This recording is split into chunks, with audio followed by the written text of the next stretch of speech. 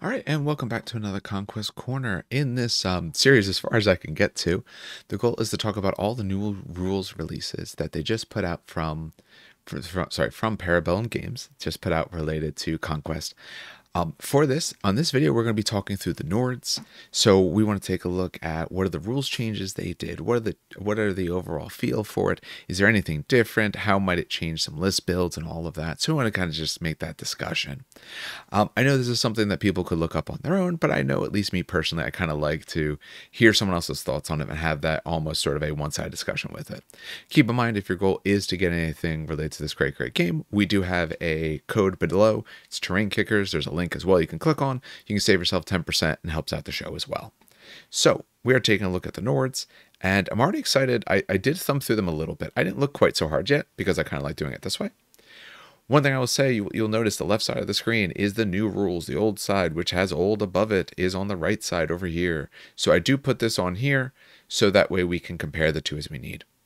So no key army differences. What we will say, the Shaman's ability, though, does say that now it's 2 friendly non-monster regiments per round. Get the rule, as it used to get Vanguard, essentially. It used to be able to give it to your monsters and all. No longer a thing. But let's take a look at the first unit that changed. Now, keep in mind, the biggest change in this, no more retinues.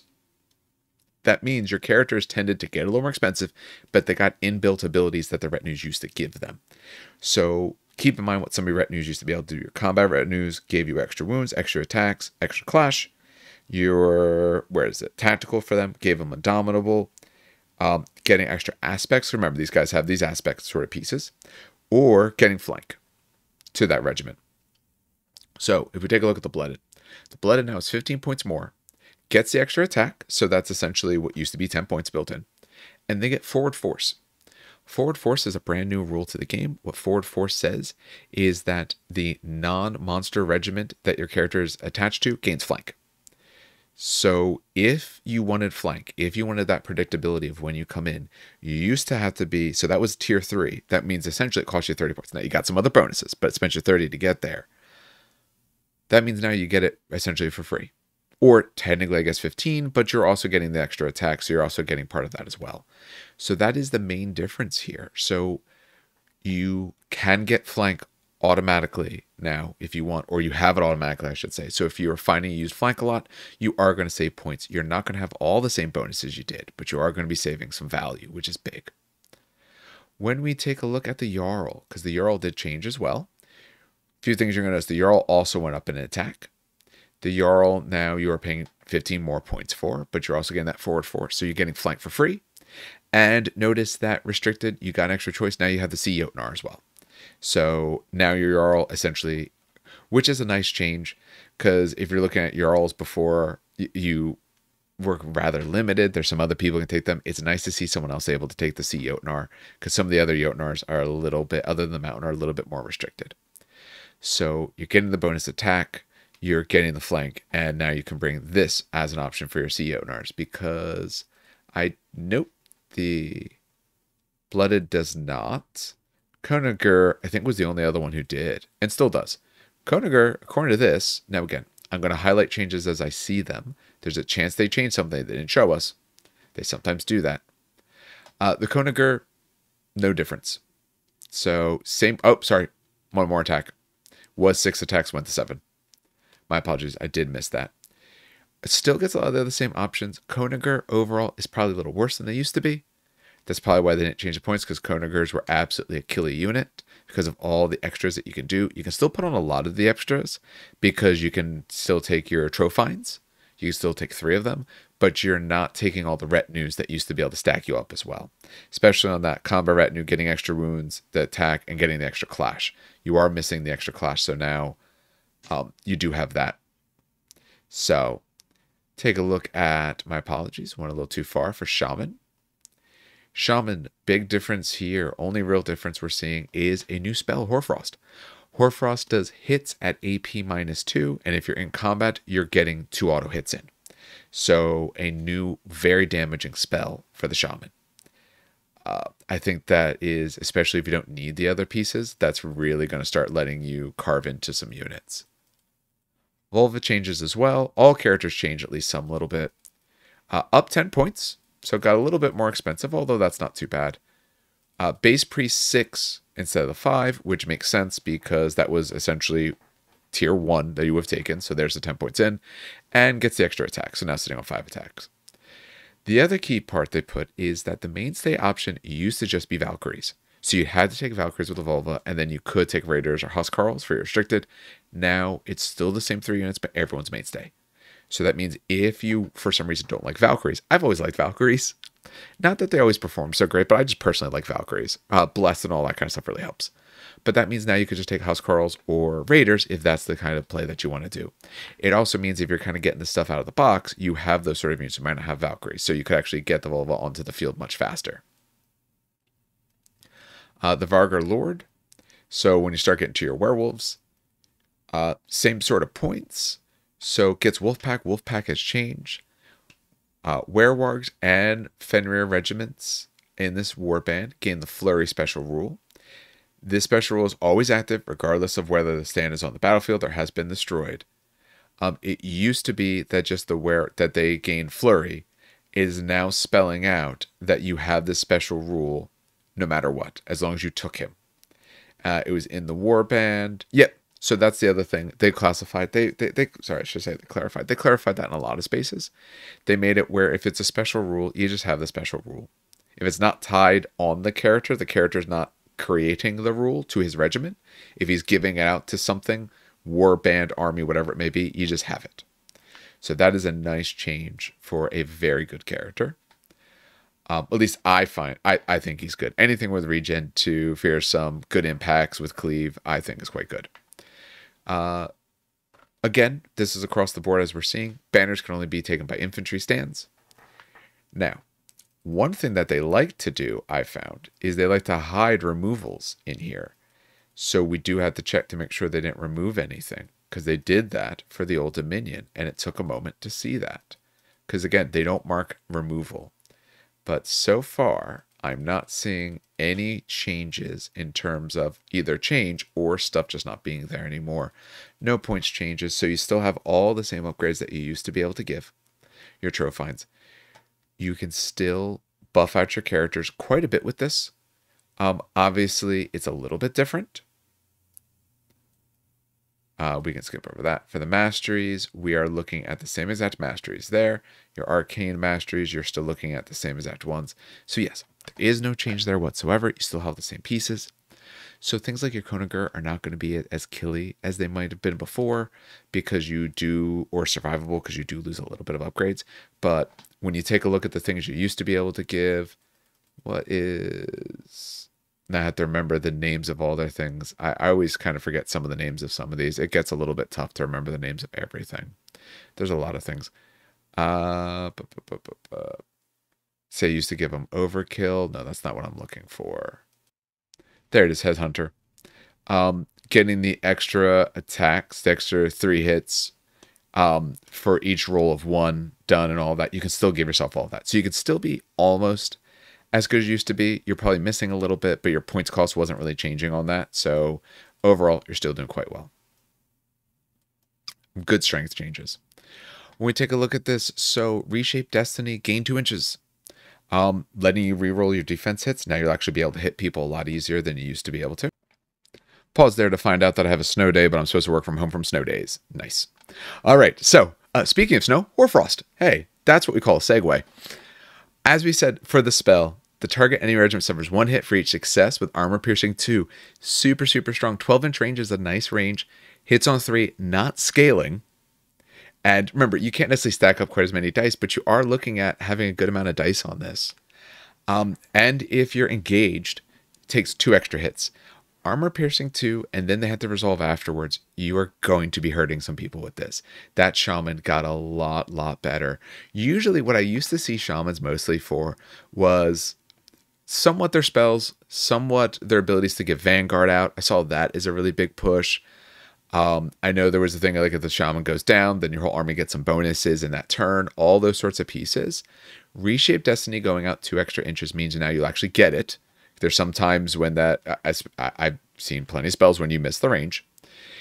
Otherwise, if I'm not looking for that, I'm looking at using Hoarfrost in a lot of turns, especially if someone gets in on the unit that he's in. Now he can actually dish out combat and do some damage. Remembering that one of the rules changes is when your character goes, afterwards, if their regiment that they're in card is pulled, they may immediately activate. So you absolutely could 1-2 punch, hit them really hard with this spell, soften them up, and then your regiment swings in as well. Spells wise, I think that's all the changes. And again, if they don't highlight it, I might miss some changes here. My hope is that they put everything that they change. It's always my hope. But let's see if anything else changed. Bow Chosen. Bow Chosen needed changes. Bow Chosen are always super, super good. Did they actually change it, or they say they changed it? Nope, they lied. It's in red. It's no change. Defense 2, evade 1. That's no difference. 210 points. You're still paying a lot of points for Bow Chosen. You're still absolutely loving Bow Chosen. You're taking 1 unit. You're taking 2. Starting not to like you. You take more than that, I'm really not liking you. Trolls. So they said they changed trolls. Let's see if they did change it. They did. Trolls went down by 5 points. And the evade is not a change. That's what they've always had for trolls. I don't know if I would have said overcosted is the problem with trolls. Now for 5 points. That's not changing you much. I think trolls are very good. The regen 6, when they up that, it used to be less. When they up that, essentially a full stand back with Oblivious, they just stick around. You have to kill so many wounds and do so much damage to make them leave. And then when they go, they just get a full stand back. The change of 5 points, I'm guessing they were maybe underperforming, but everything I've seen of trolls have always done well. I feel they always do well, unless they hit like an absolute maxi blender unit. But otherwise, your trolls stick. Ulfindar went down by 10 points. They're a pretty new unit, so small tweaks to them make sense as they're trying to figure out exactly where they should go. They also got a 6 move, which helps. These guys are, murderous, blood-crazed savage kind of thing, so it makes sense. They actually have bloodlust, so it makes sense they're a little bit faster. And they went down by 5 points a stand. So that's enough of a change where if you're taking them, I could see you're maybe taking a little bit more. Whereas for trolls, I don't think you're going to suddenly change the amount of trolls you take, because if you're taking trolls, you're probably already taking quite a few. But maybe those savings of points will let you take an upgrade, a trove treasure on one of your characters. I could absolutely see that. Who else got a change? I don't know if anyone else. Fenrir Pack, I think they were evade too. I believe that's correct. Yep, Fenrir Pack were evade too. Okay, so a few other small changes that we noticed. They did say that Jotnars were underperforming, so they gave them +2 wounds each, so they're all sitting at 16 wounds, which is pretty good. I think the Jotnars are really great. I don't know, so I'm back and forth if I'm going to end up doing Nords. They are what I have some stuff of, but I don't know. Now Sorcerer King's coming out. Might be switching. We'll have to see. But I know at least for mine, I have a Jotnar. The way we're originally going to do it, I was going to end up having 2 of them. I like them, but I've faced them before. They just don't quite do enough. They can hit you pretty well. They have good impact. The cleave is good on the 12 attacks. They can cause the damage, but their survivability was just a little bit, leaves a little bit to be desired, I find. The extra 2 wounds is probably a fair spot, especially when you're looking at 190, a little bit cheaper. When you look at things like the Ice Jotnars and all of that, you're not seeing any difference compared to the old, just with the extra wounds. So that probably gives them, hopefully, just that little bit that they were missing. Again, their goal isn't to overdo it. They don't want to make an alteration where now, boom, they're amazing. You take them always, no matter what. I think these changes, without changing anything else, buffs them a little bit that they need, as well as now being able to take the Sea Jotnar with a character you couldn't before, I think gives you more viability to taking some of these. The other thing that you might have noticed that's missing, if we compare the old to the new, is that Gothi is no longer there. So your Gothi used to be a command model upgrade that gave you Blessed and Devout. So any regiment that could take that before, it's just gone. That's no longer a thing in this game. So they wanted to remove that. I don't know if that was necessary. I don't know if there's a really good reason why for that. Maybe because they wanted to tailor down the ways that you can get blessed all over the place. The Devout, that was important as well. Or they just figured not too many units had it. But I remember scrolling through and checking. There's overall, it was only a few units, I believe, that actually had Gothies, at least that I noticed. Obviously, none of those did. None of those did. So your Berserks had a Gothi. Who else had Gothi? the Ulfindar. So yeah, I think that's might actually be it. It was just those two newer units. So yeah, so they removed it from those. Did they give them the rules base? That I missed them doing that? No. Okay. So they wanted you to be a little less reliable. They probably figured for your points cost, you were doing way. Oh no, I was looking at the wrong page. Let me just make sure they didn't do it. If I take a look at Bearsarks. No. Okay, no. Bearsarks, they didn't give them the extras. So they thought you were just being too reliable. I guess Gothi's worth 30 point upgrades, but Bless for 30 points when you're taking a look at a unit that's Linebreaker Cleave 2, much like when we talk about, say, Varangian Guard, this is a unit that cuts through armor.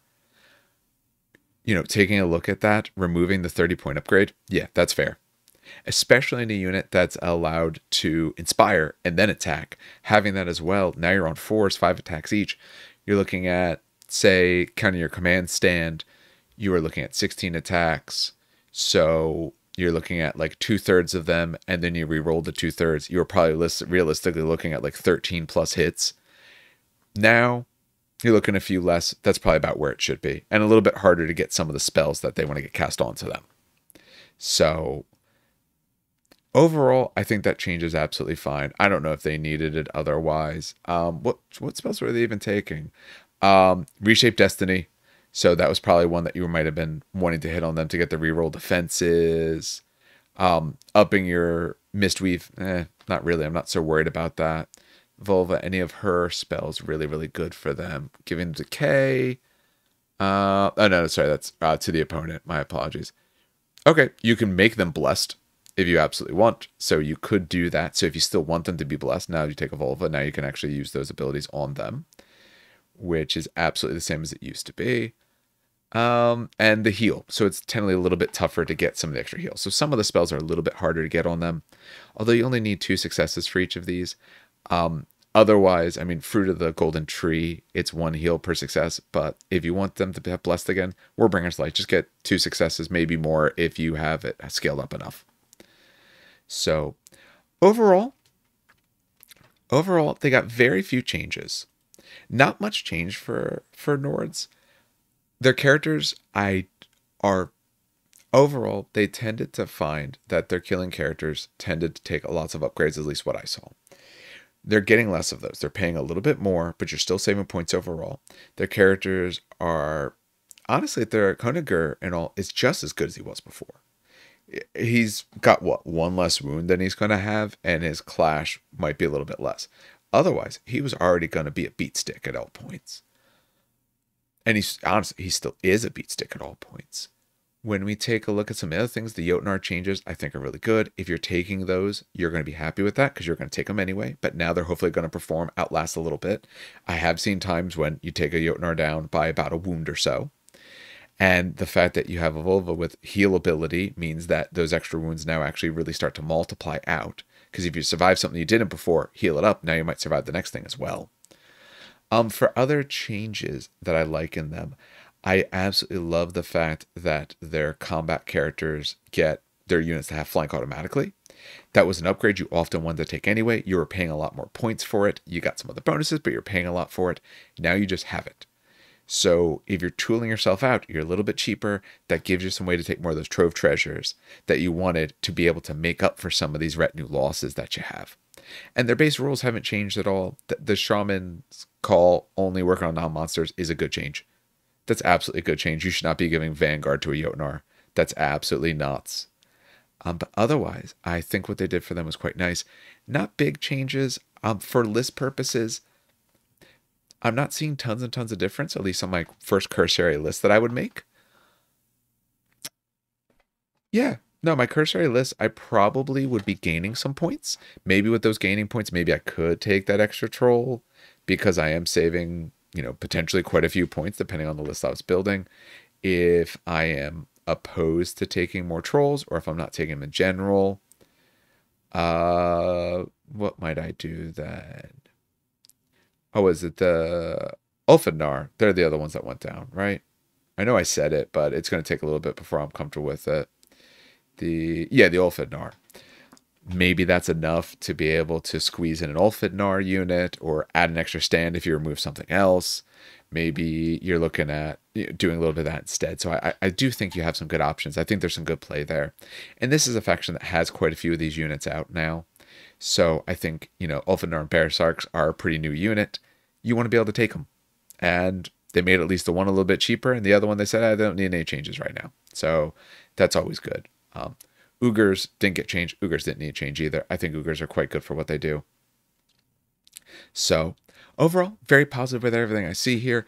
Nothing missed. I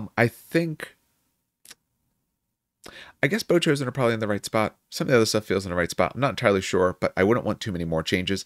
You already removed retinues. See how it shapes up now, and then change things more if they need to. I know there's some talk in the community that Nords are too good. The problem is Nords are very good when you're really good, but if you're not really good, Nords are very, very tough to run. A lot of their units, or your mainstay units, don't have staying power. When you look at like Raiders and Huskarls and stuff like that, they don't stick around. Someone hits them, you're wiping whole units. I've done that before with things that you don't necessarily need as much of to be able to do that. So I think they have a very high ceiling, but they have a pretty low floor. So I think what I see is their goal was to kind of make that middle better, make the middle a little bigger. So if you're that player who picked up that cool Ice Jotnar model because you really love it, he'll be a little bit better. Hey, you picked up some of the new Ulfenjar models? They're a little bit cheaper. Your characters, you don't have to finagle all the upgrades anymore. You're a little bit base and you're a little bit better at base. You could have been better if I could let you have some of these things, but a little bit more middle row. I do think that's good. I think that will help support newer players, and I think that's the right way to go, at least to start with. Go to people who are low to mid. The high people, they've already figured this out. They've already looked and adjusted all their lists and made all their changes and figured out the new best way to do all this. Worry about everyone else, and I think that's what they did. There is a chance they still need some more shifts, be it in, Bow Chosen, be it in the Vargar, or whatever else may be. I don't know if any of them do. I haven't looked. I don't play ultra competitive. I play for fun. I don't always try to play the worst stuff, but I don't look at the super crazy list and figure out what's the best thing that anyone could ever possibly run and plan to take that. So that's just not me. So if you play these guys, let me know what you think. Let me know what you think related to their changes. What do you like? What don't you like? What should there been anything that they missed? Is there Werewolves is what I should have said. Vargar's the character. Werewolves is the unit. My apologies. There's so many names and all this stuff. But let me know any of your thoughts on this. Do you like what you see? Is there anything that you're missing because they didn't do it, or anything that you want to see done in the future? So this is video 2. There's going to be some other ones coming out. But then, on behalf of everyone here at the show, has a good hobby. It's a great gaming.